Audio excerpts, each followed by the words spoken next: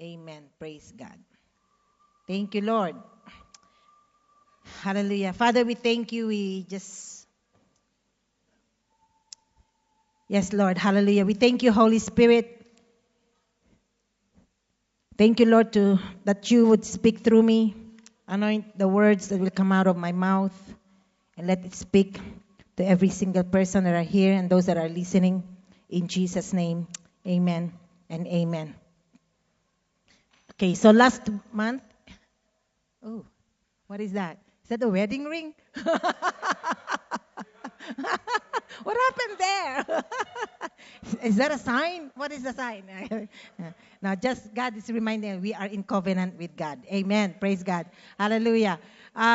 So I want to read Mark chapter 16, verse 15. So by this, I would say we all know this verse, since this is what we call the Great Commission. Yep. Okay. 16:15. And he said to them, Jesus said to the disciples and to us, go into all the world and preach the gospel to every creature. Go into all the world and preach the gospel to every creature. He who believes and is baptized will be saved, but he who does not believe will be condemned. And then verse 17, he said this, and these signs will follow those who believe. Who will follow the signs? Those that believe. Yeah? And these signs will follow those who believe. And what are these signs? In my name. In whose name? In Jesus' name. These people who believe, these signs will follow. And in the name of Jesus, he said, they will cast out demons. Demons. Like, wow. I'm not ready for that. But Jesus said, right? It's a great commission. And then he said, they will cast out demons. They will speak with new tongues. They will take up serpents, and if they drink anything deadly, it will be by no means hurt them.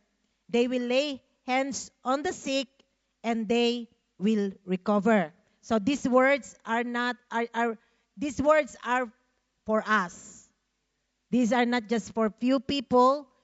These are not for especially gifted people. These are not for intellectuals. These are for every believer. You saw that there. If you believe, whoever believes in him, he said, these signs will follow you. So this is the Great Commission. Why is it great? Because it has to be fulfilled. It has to be done. And God cannot do it without us. Okay, we know at first when I came to know the Lord Jesus Christ, I thought, God can do everything and anything he wants. But I was wrong. God needs us so that he can do what he wants to do. And he needs us so that he can fulfill what he wants to be fulfilled here on earth. Amen. We are his body. Yeah, that's why we are called the church, the body of Christ. Okay? So the Great Commission began, this Great Commission, if we look at it here now, according to this verse, it seems like impossible to do. Yep. It seems like it's impossible to cast out demons. It seems like it's impossible to speak in other tongues. It's impossible there's another verse that it says, you will raise the dead. It seems impossible to heal the sick. It's impossible. All these were impossible, and that became possible when the church started, which is in Acts chapter 2. What happened in Acts chapter 2? We all know the story there. Anyone knows what happened in Acts chapter 2? What happened in Acts chapter 2? I'm sure this was covered the last 4 weeks. What happened in Acts chapter 2? They were baptized. The Holy Spirit endued upon them, come upon them. They were baptized with the Holy Spirit. And I would like to start with verse 1, chapter 1. Jesus saying to them in verse 4 of Acts chapter 1, and being assembled together with them, he commanded them not to depart from Jerusalem, but to wait for the promise of the Father. Jesus said to them, wait until, don't go out yet. Don't evangelize yet. Don't go out and proclaim and do the Great Commission yet, because you will need someone. I didn't say something. I said someone, because the Holy Spirit is not a thing. Holy Spirit is a person, and He is power. Amen. So God knows, Jesus knows that without the Holy Spirit, they cannot cast out demons. Without the Holy Spirit, they cannot heal the sick, or they cannot lay their hands and the sick will be recovered. Without the Holy Spirit, they cannot speak in other tongues. Without the Holy Spirit, they cannot raise the dead. It takes the Holy Spirit's power for all of that to be possible. So that's why He said, wait until the Holy Spirit comes to you. Okay, so He said, wait until the Holy Spirit, the one that I promise you. And you shall be baptized with the Holy Spirit not many days from now. You shall be baptized with the Holy Spirit. Not baptism of water, but baptism of the Holy Spirit. You shall be baptized with the Holy Spirit. Then, on verse 7, He says, it is not for you to know, because the disciples asked Him, Lord, will you at this time restore the kingdom of Israel? Verse 7, He said to them, it's not for you to know times or season which the Father has put in His own authority. It's like people now saying, Lord, when are you going to come? When is your second coming? When is the rapture? Things like that. They focus more on the coming of the Lord. Nothing bad about that. But there is an assignment. There is something that we need to do first before we see the coming of the Lord. Amen? Because you know why? The Bible says that everyone has to hear the gospel. No one will come on Judgment Day when God, we are to be judged. No one will come to God and say, I never heard the gospel. Every person will have the opportunity to hear the word, the gospel, the good news of Jesus Christ. So who will do that? Us. With the technology that we have now, even the places, nations, villages, right now, they can hear the gospel. Used to be missionaries are sent to villages, sent to places where no one can go to. They are sent there, but now it's very possible that every single person can hear the good news. Amen. So don't miss out the opportunity to hear the good news. Amen. Because God wants you to be part of this great move of the Spirit of God. I said great move. Amen. Because the Holy Spirit is not lame. He is not weak. When the Holy Spirit starts to move, something happens. Amen. You read that in Acts chapter 2. When they were baptized with the Holy Spirit, what was the manifestation of the presence of the Spirit of God? The whole place shook. Yeah? You want to look at it? Let's go to Acts chapter 2. Because some of you doesn't believe. Now let's look at Acts chapter 2. It says, when the day of Pentecost had fully come, they were all with one accord in one place. Meaning, they all believed what Jesus said. Because they believed, they were there. Yes? If I tell you tomorrow, Holy Spirit's gonna come and shake, would you come? Would you come? Okay, Cheryl, can we book the hall tomorrow? But they all came. That's unity. Not one of them is an unbelieving believer. They all believe that what Jesus promised them, there's no proof that it's gonna happen. Only Jesus said. Right? And they waited and waited and waited, talking about patience. And patience actually is a gift. It's a fruit of the Holy Spirit.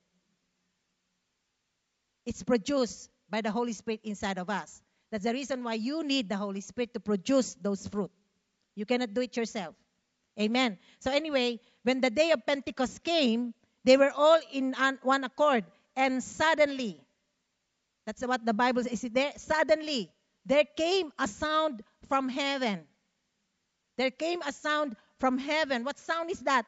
As of a rushing mighty wind.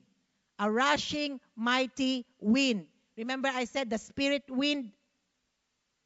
When the Holy Spirit is present, something has to happen. It's not a man-made thingy, but it is the Spirit. Amen. When the Holy Spirit comes, you cannot contain it. That's why when people are being prayed for, most of the time they fall under the power of the Holy Spirit, because your strength cannot carry the glory of God, the anointing of God. Amen. So here, there's a manifestation of the presence of the Holy Spirit. There was a mighty rushing wind. And suddenly, this is how God works. Suddenly, there is no time for you to think. There is no time for you to reason out that God, don't move like that. Don't show yourself like that. But the neighbor might complain. The council might stop us from meeting because we are so noisy. We are so alive. We don't want that. We just want to be quiet. But once you are filled with the Holy Spirit, you cannot contain it. You cannot keep quiet. Remember that song, Praise? Is that the song, Praise? I cannot contain it. I have to speak it. Why? Because the Holy Spirit is alive. Amen. Again, Holy Spirit is not weak. He is not weak. He is strong. He is strong. That's why you bring your weakness to the Holy Spirit and He turn your weakness into strength. You bring your sorrow into the Holy Spirit and He turn your sorrow into joy.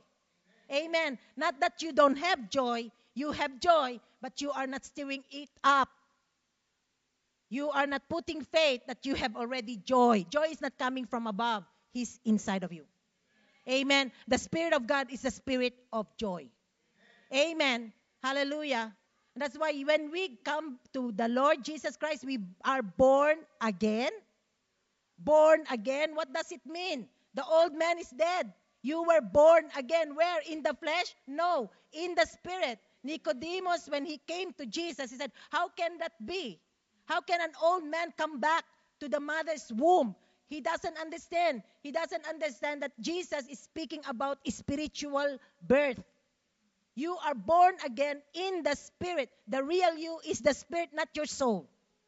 Don't listen to your soul. Listen to your spirit. So that was born again. That was connected. Amen. Do you know that the church is the extension of the compassion and the goodness and the mercy of the Lord Jesus Christ?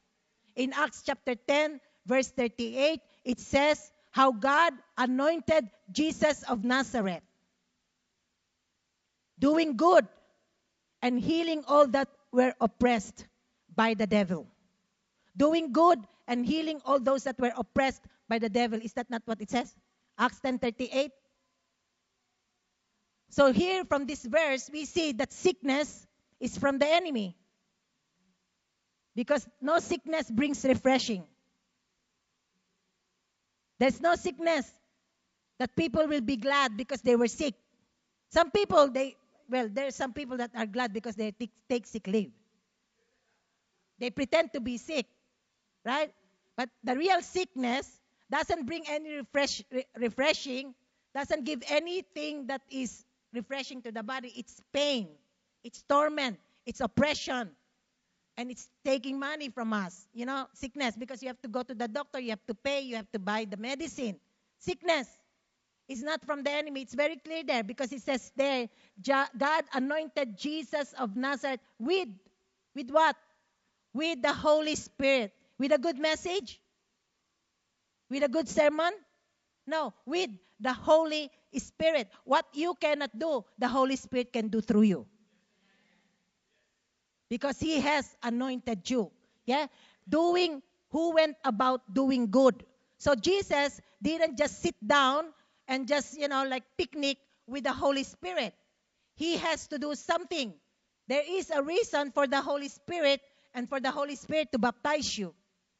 You have to go. Jesus went. Jesus went where? We know from the verse. Doing good. Doing good.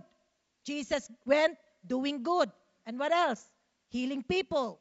Healing people. Healing people. Praise the Lord. Hallelujah. You want to experience the power of God manifest in your life? Go and do good. Heal people. Go to the sick people.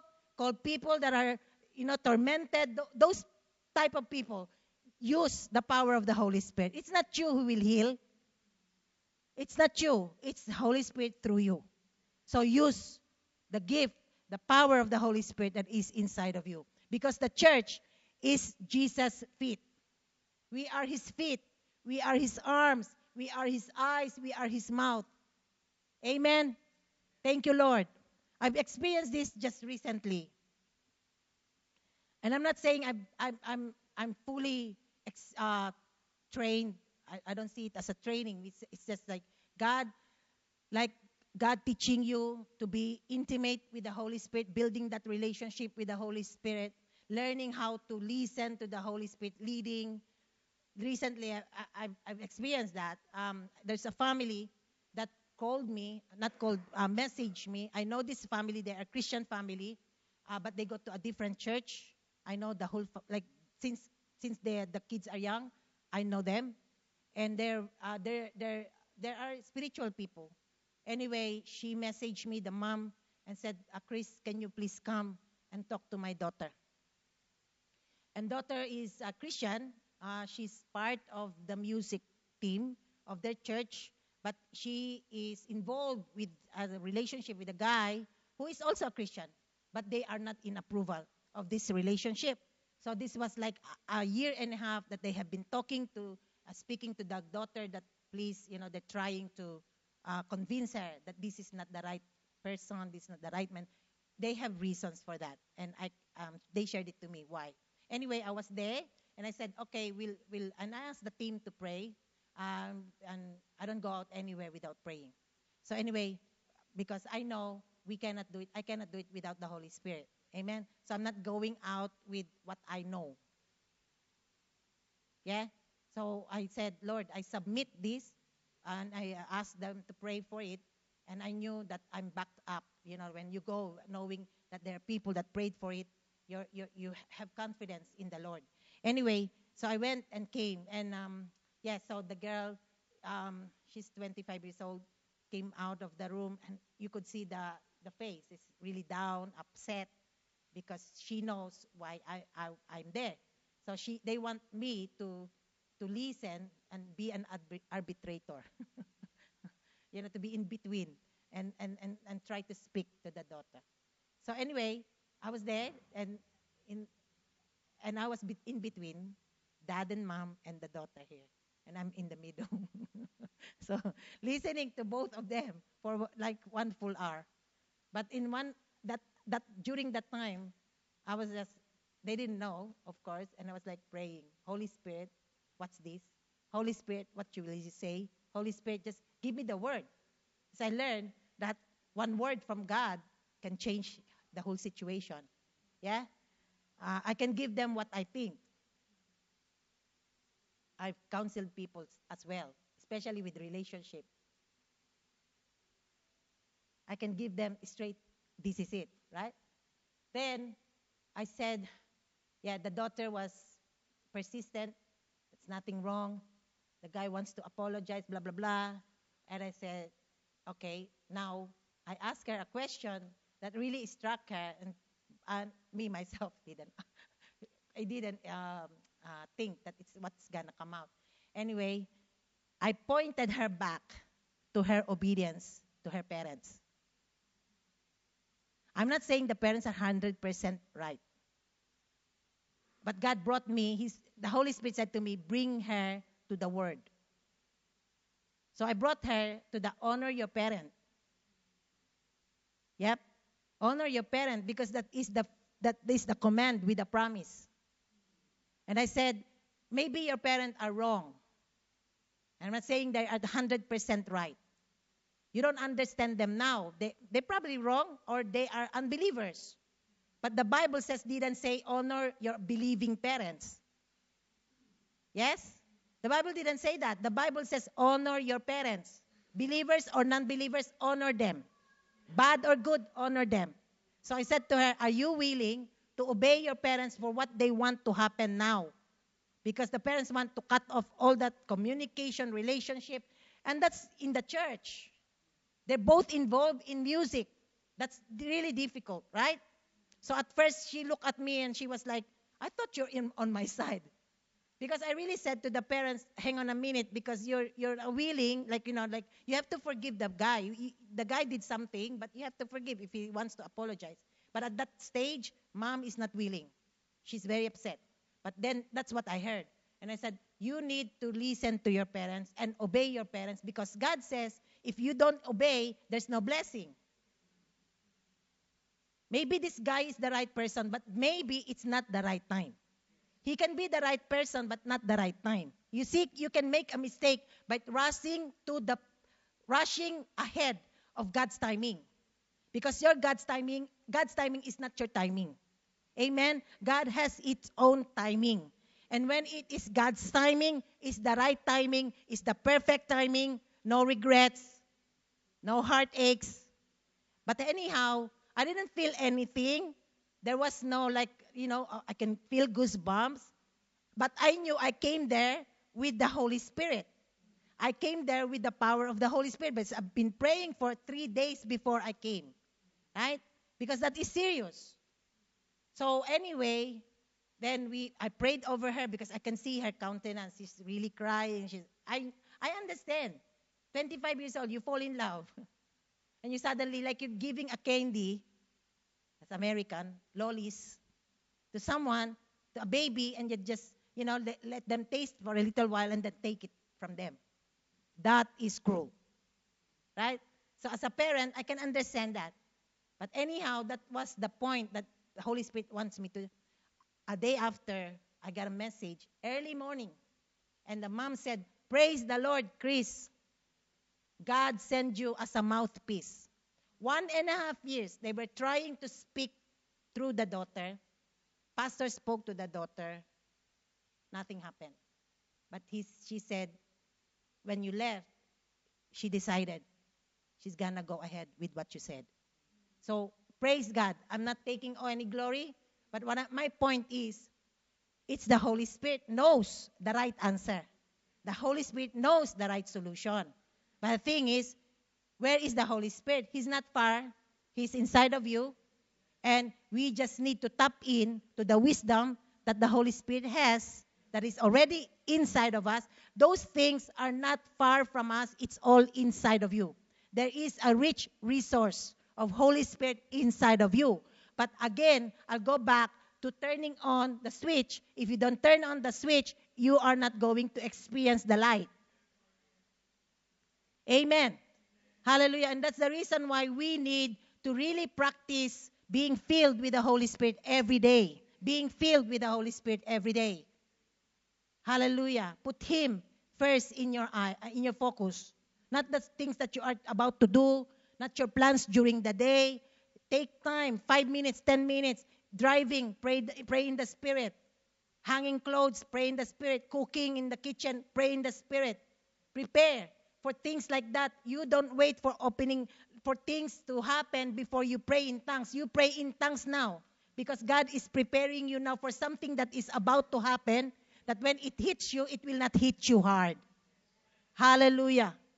Praise God. You are on training in process. And that's what we have been teaching you guys. Amen. Hallelujah. Because we are His church. A dead church is not a threat to the enemy. A dead church is not a threat to the enemy. Here we see the early church demonstrated that Jesus is alive. When they were baptized with the Holy Spirit, what happened next? The ones scared, fearful disciples, they were trying to hide from those that will kill and hunting them to kill them because Jesus Christ is their master. The ones fearful, afraid, scared disciples, after they were filled with the Holy Spirit, after they were baptized with the Holy Spirit, the Bible tells us they started to go out, and especially one of the apostle, which is Apostle Peter. Correct? He was the first spokesperson. And he preached and preached and preached and preached. This is the guy who denied Jesus Christ. This is the guy who doesn't want to be identified with Jesus Christ. What made him change like that? What made him change like that? What turned him from a coward person to a person of boldness and courage? Holy Spirit. Holy Spirit. Amen. Praise God. Thank you, Jesus.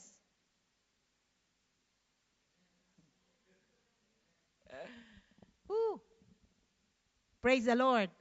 When I first got saved, I thought, it's okay, it's all fine. I'm going to heaven. Who cares? Right? Like, who cares? I go to church. I'm a member of the church. I go to young people's group, But then I got involved in outreaches, crusades. And I watch and watch and watch how the evangelists share the gospel, how 200 to 300 people in Philippines with no stage coming to him for prayer. And I was like, wow, what a sight to see. What makes that person so attractive? He just, a simple message, not even 30 minutes, 15 minutes. But the Holy Spirit starts to break, starts to flow. And people come in hundreds. I see people being healed. I see people, because we know in the Philippines, like they don't have Medicare card. They don't have medical center in every suburb. For you to be admitted in a hospital, you have to show money. Do you know that? So they need the healer. They need the best physician. And that is Jesus. And that you know.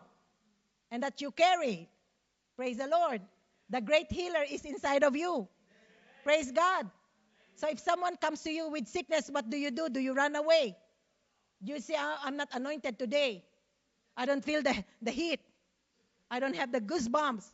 Praise the Lord. Act in faith. Lay your hands to the sick. They shall recover. Praise God. Raise the dead. Hallelujah. It's time to raise the dead. Woo, praise God. Woo, hallelujah. Hallelujah.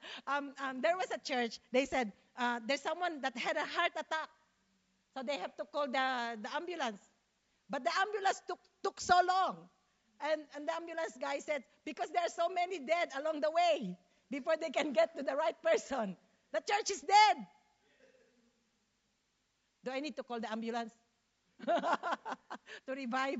Praise God. Hallelujah. But we are not dead. We are not dead. Because our God is alive. Jesus is alive. Jesus is alive.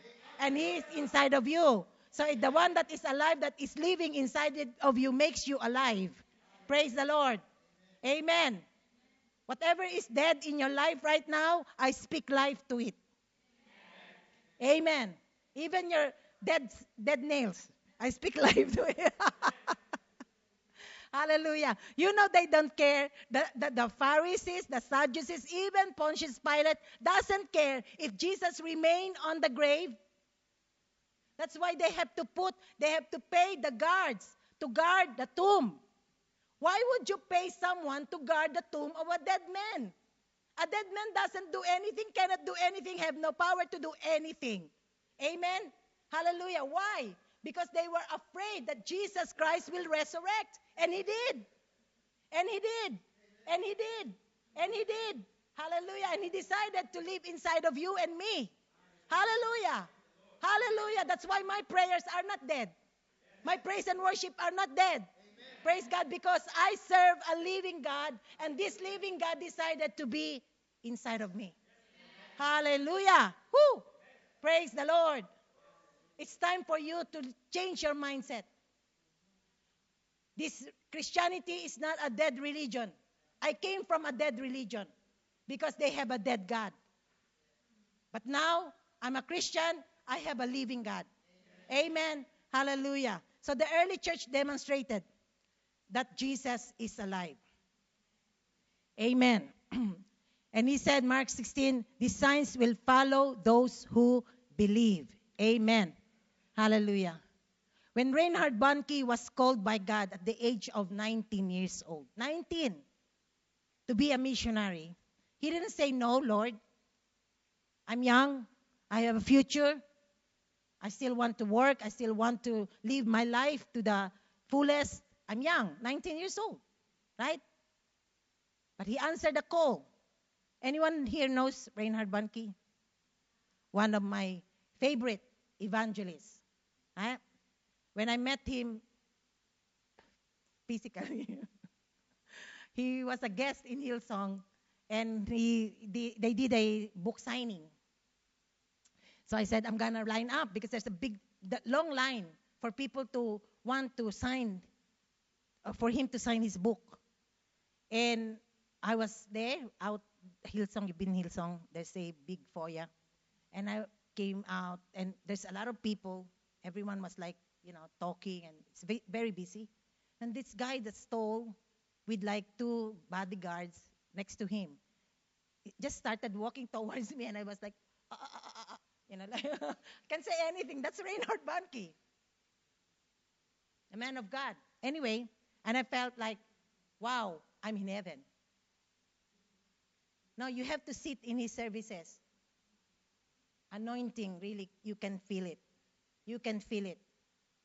God has so anointed him. But I pray, and I believe that it's not just him. God is still raising up people like Reinhard Bonnke. People who are willing to say yes no matter what it takes. No matter what price I have to pay. Amen. So anyway, he was 27 when God sent him to Africa. And he said, I travel half a day to go to Lesotho. That's one place in Africa. And he will turn up to a church that only 5 people come. 5. Half a day travel. Talking about patience. And talking about faith. Wow. Like, I travel here 5 minutes. Then I come with 5 people. I might just close the door and go home. Right? 5 people. But he did continue because he heard the Lord. 5 people. Then he asked a man of God, a known man of God who is used by God in the ministry of healing, to come to one of his meetings. So he said to this guy, would you come and pray for the sick? I hired an auditorium, and would you please come? And the guy said, yes, of course, I will come. So he hired an auditorium, and about 100 people turned up to that event because he promoted it. Yep. And then that night, while the man of God was preaching, some of you must have heard this testimony. The guy turned to him and said, close the service. Close the service. Only 10 minutes. And he said, what? Why are you asking me to close the service? You haven't even prayed for the sick. That's the reason why I brought you here, to pray for the sick. Look at them. They're waiting for you to pray for the sick. And he said, no. Just close the service. Okay, I will close the service with one promise. If you can promise me you come back tomorrow and you will pray for the sick. And the man said, yes, of course, I will come back tomorrow. So he announced, okay, guys, service is closed, but you all come back tomorrow. The man of God will start praying for you tomorrow. So following day came, he went to where this man of God was staying to pick him up. But he saw him outside the hotel with his luggages and in his car. And he said, oh, I'm glad to see you. You're here. This man of God says, what are you doing? He said, I'm leaving. I'm going home. No, you cannot do that. Because the number of people that were there yesterday, they doubled. Because they know you're coming and you're going to pray for them. You cannot do that. You promise me that you will come. You promise me that you will pray for the people. And the guy said, unfortunately, the Holy Spirit said to me, I have to go home. Bye-bye. So he left. And he said, oh my God, like 200, 300 people are waiting for the man of God to lay his hands on them so that they will be healed. What will I do? So he went back to his car crying. Said, what will I do, Lord? What will I do? And he came, and his pastors, like the pastors that were with him, said, "Where is the man of God?" And he said, "Do you want, I have bad news and good news. Which one do you want to hear first?" And they said, "The bad news." Okay, the bad news is the man of God didn't stay. Okay, what's the good news? The good news is Holy Spirit stayed. Hallelujah. Hallelujah. Holy Spirit stayed. Amen. As long as you have the Holy Spirit, you will never go wrong. Hallelujah. And that's why you need the Holy Spirit. You need the presence of the Holy Spirit in your life. And you know what happened to him? That was a that was a crossroad in his life to realize that God does not only pick people, He anoints. When He appoints you, He anoints you. When He calls you, He equips you through the Holy Spirit. Praise God. So that night, he, without a choice, man of God took off, but Holy Spirit stayed. Amen. Holy Spirit is here. Holy Spirit is here. The moment you step in and declare the word of God, He said, "I will go with you to the ends of the earth. I will go with you in Plumpton. I will go with you in Manila. I will go with you in Cavite. I will go with you in wherever you want to go. Wherever God sends you, He is with you." Hallelujah. So he took that word and he said, "Lord, I got no choice. I have to pray for the sick." And he didn't even start praying for the sick. Suddenly one came up, "I am healed. I can see. I am healed. I can see." God told him in the spirit, "Pray for blind people." 5 blind people were healed that night. And then a woman with a baby who was born lame, cannot walk, brought her child to the stage and put him to him, like gave him to him. And he was holding the baby. And he was just holding. And then by the time he finished his prayer, the baby lifted up and started to walk.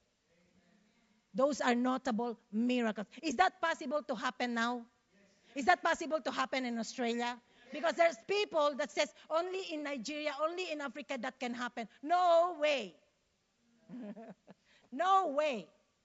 But God is looking for a person, a man and a woman who will take a step of faith. Who is willing to pay the price? Who is willing to see souls? You know, it has to take the Spirit of God for us to see what the harvest field is. There is a harvest field in front of us. Yes, there is. That's why Jesus said the harvest field is ripe. The harvest is ripe. But what seems to be the problem, Lord? But what seems to be the issue here? Laborers are few. What happened? Laborers are few. But through the power of the Holy Spirit, we can do this. Amen. Greater things are yet to come. Greater things are still to be done in Blacktown, done in Western Sydney. Praise the Lord. When I first got saved, I don't even know that God will call me to Harvest Field. I didn't put my name and says I'm an evangelist. People said that to me. Because it was manifesting. I'm demonstrating the gift of the evangelist. People are getting saved. But like I said, very simple, and I kept saying this, nothing wrong with training. I wasn't trained to be an evangelist. I wasn't trained to win a soul. All I have is I want to see souls saved. And because my desire started with my desire to please God and to do what God called me to do, He empowered me, and I understand that. He empowered me. So I never go out without praying. We pray an hour before we evangelize, and families after families to families get healed. We saw people get healed or saved. We saw people get saved even in the death. Like, their cancer patients got healed. They get saved. So that's not yet the end. That's not the end. That's why we are still here. Amen. That's why we are still here. That's why we keep on reminding you of who you are in Christ, reminding you that the Holy Spirit is real and that He empowers you to do great things for Him, for the glory of Jesus. Amen. But the thing is, the question is, are you willing? Are you willing to say yes to the Lord? Amen. Go into all the world. The church is a go church. Harvest Now Church is a go church. Hallelujah. It's not that the church hasn't been trained in evangelism. It is not a lack of instruction or information. This is from Reinhard Bonnke. The fact is, if you don't love people through the eyes of Christ, the world will never be changed. That's why we need to look through the eyes of Jesus. Amen? We need to pray for compassion for the lost. You can ask God for that, to change your heart towards people. Souls, souls, souls. Souls, souls, souls. Amen? Lord, there is a harvest field, but I am a worker. And I would say yes. Are you willing to say yes? Amen? So if you haven't received Jesus Christ, this is your opportunity to receive Him and experience His power.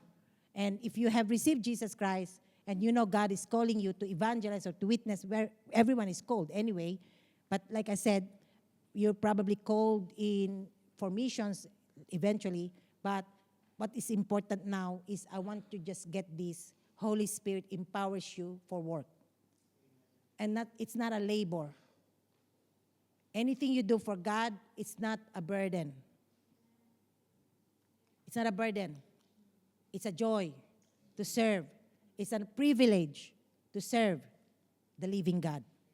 And the moment you step into faith and believe that God, you can use me, and I'm willing to be used, you'll see God will start opening doors for you.